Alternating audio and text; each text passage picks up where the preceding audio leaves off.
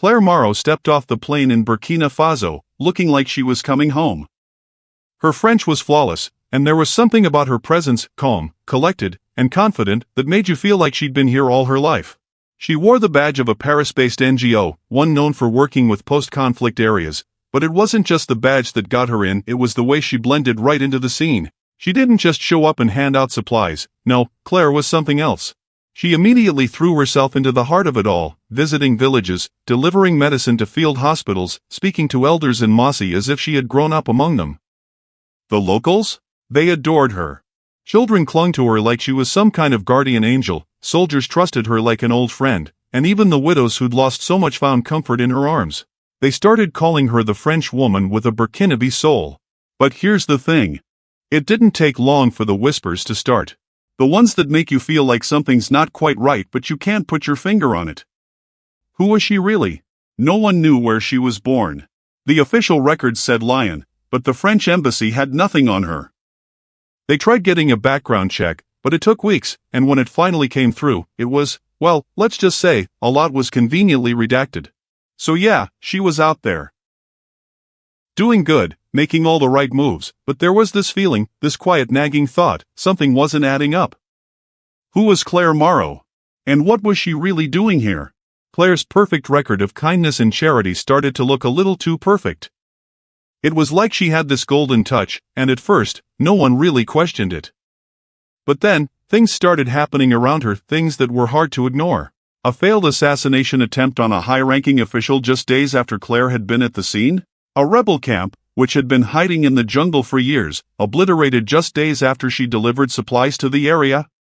And the weirdest part? Claire was always untouched.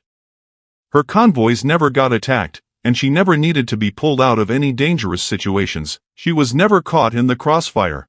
Now, it was starting to feel less like luck and more like something, well, orchestrated. Captain Yarrow, a guy who didn't miss a beat, started paying close attention to her. He wasn't buying the humanitarian front anymore. He figured out something that turned his stomach. Claire wasn't hiding a past, she was erasing it.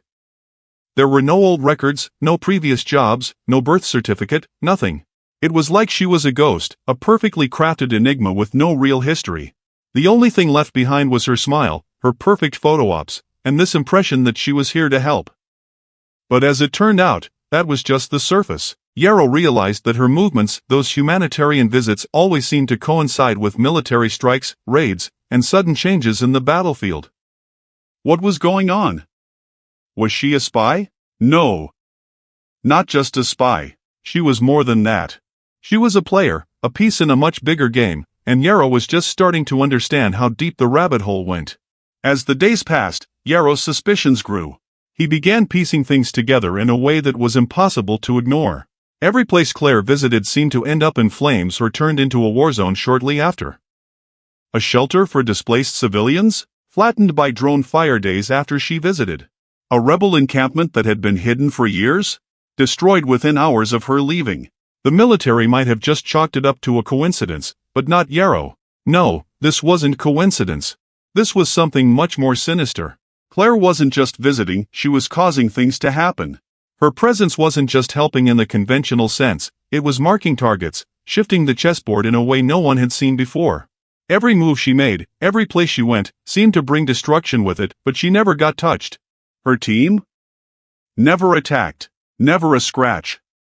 At first, everyone thought there was a leak somewhere in the military, maybe in communications. But no. The encrypted systems held firm. No breaches, no hacks. The intel wasn't being stolen, it was being given. And that's when it hit him. What if Claire wasn't the one leaking the info? What if she was the bait? What if her very presence, her visits to these sensitive areas, was what set everything in motion? It wasn't just that she was in the right places at the right time, it was that she was leading the way for something bigger. And that realization? It sent a chill down Yarrow's spine. President Ibrahim Traoré knew the jig was up. Everything Yarrow had discovered about Claire, everything that pointed to her being more than just a well-meaning aid worker, was now undeniable. And the thing that unsettled him most?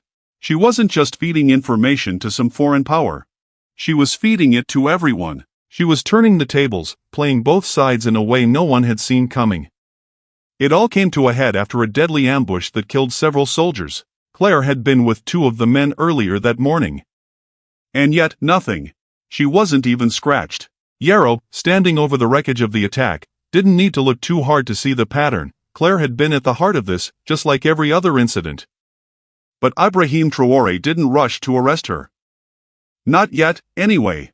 No, he ordered surveillance on her. He didn't want to confront Claire based on speculation, he wanted facts.